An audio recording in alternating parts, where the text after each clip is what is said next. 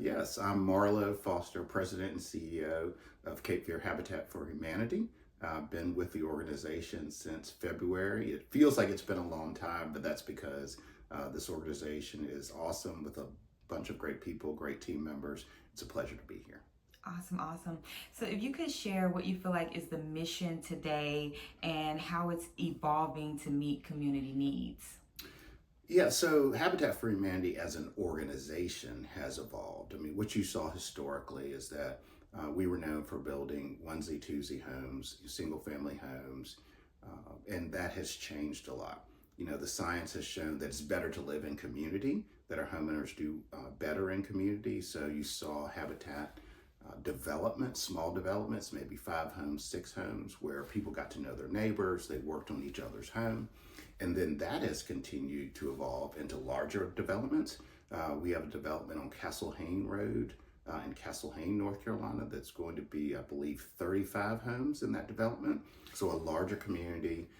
It's been interesting to go to the housewarmings and see all the family members who have worked on each other's houses, hug on each other, love on each other, just say how proud they are of each other.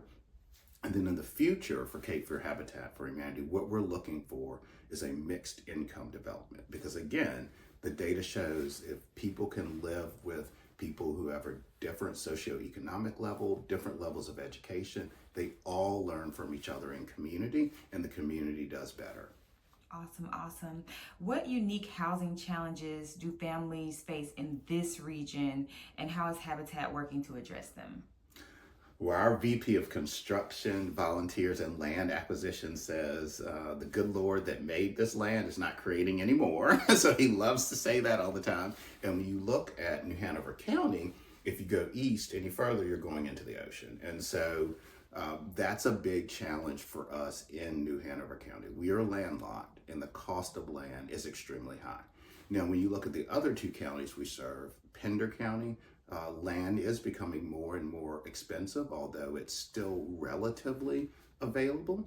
And then you look at Duplin County, where land is very much available, but we've had a hard time finding potential homeowners who qualify for the program. So we have a variety of challenges, but I would say the biggest challenge we have is the land acquisition challenge. Finding available land that works for us from a cost standpoint, that has the infrastructure in place, or the ability for us to get the infrastructure in place at a relatively low cost to be able to build homes. And when you acquire a piece of land, it is 3 years from when you acquire that land to when you're able to start to build a home on that land. And so we've got to make sure that we are acquiring land as quickly as possible. The last point I'd make is that we're against every single private sector developer that's trying to do the same thing. They're going after the same land that we want, and we're trying to do it in the most cost efficient way. I understand. What role does collaboration play in your ability to expand housing opportunities? Collaboration is critically important. A couple of things. One is Habitat for Humanity of Cape Fear is very good at building affordable homes. We have a great program that we take potential homeowners through. Our homeowner services department is amazing. Our finance department is amazing in terms of preparing people for owning their home. But what we've learned is we not only have to get individuals or families into their home, we need to do things on the back end to make sure that they stay in their home. And so what we are trying to do through our strategic plan, we have an area of focus which is increasing homeowner success. So what can we do on the back end? We talk on the front about budgeting. How do we ensure that we're following up with these individuals, that we're educating them on every opportunity that's out there for them, that we're talking to them about homeowners insurance rates and property tax rates and those things that may impact their escrow account and the bottom line cost of their mortgage, and how do we bring other resources from the community alongside them to support them?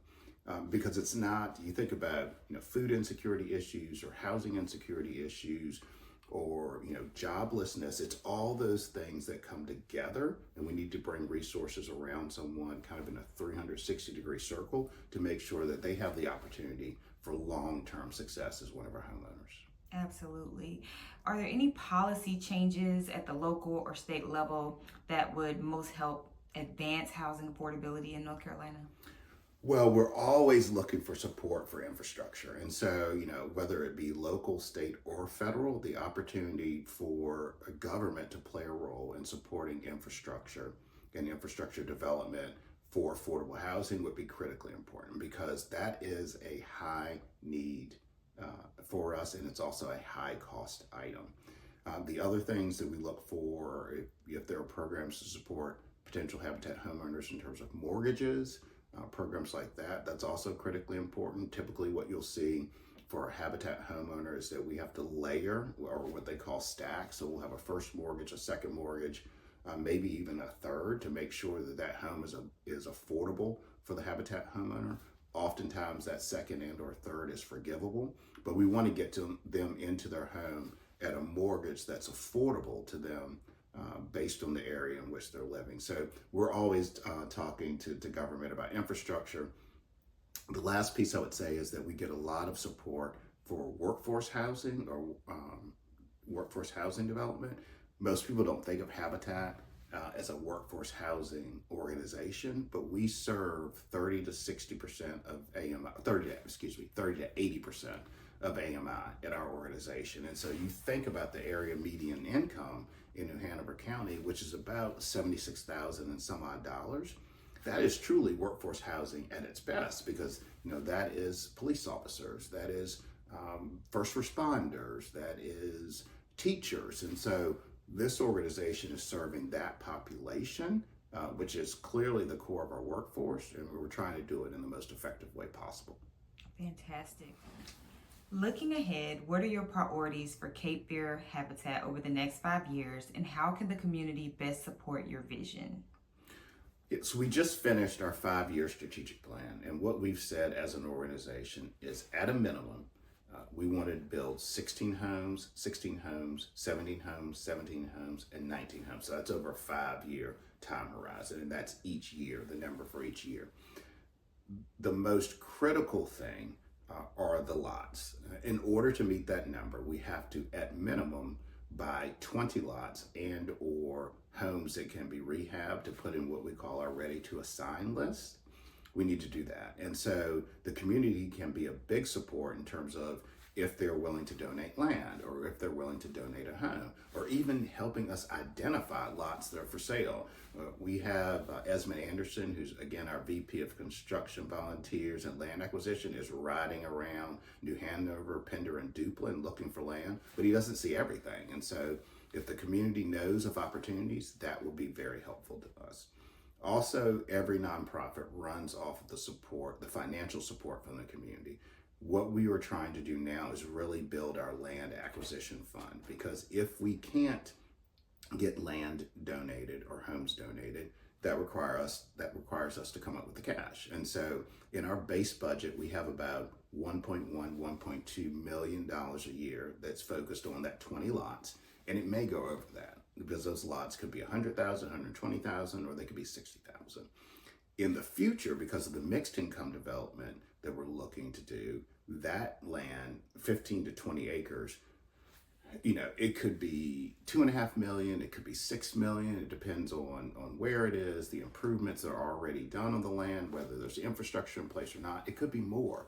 And so we really need for the community to come alongside us and support our land acquisition fund to help us have those resources available. So when we see that property that's available, we're able to jump on it. And that is individuals, that is banks, that is foundations, it's the entire community.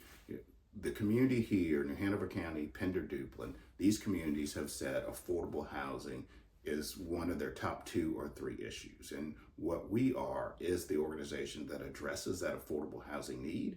And it's just important that we have community partners that support that, come alongside us, and help us make that happen.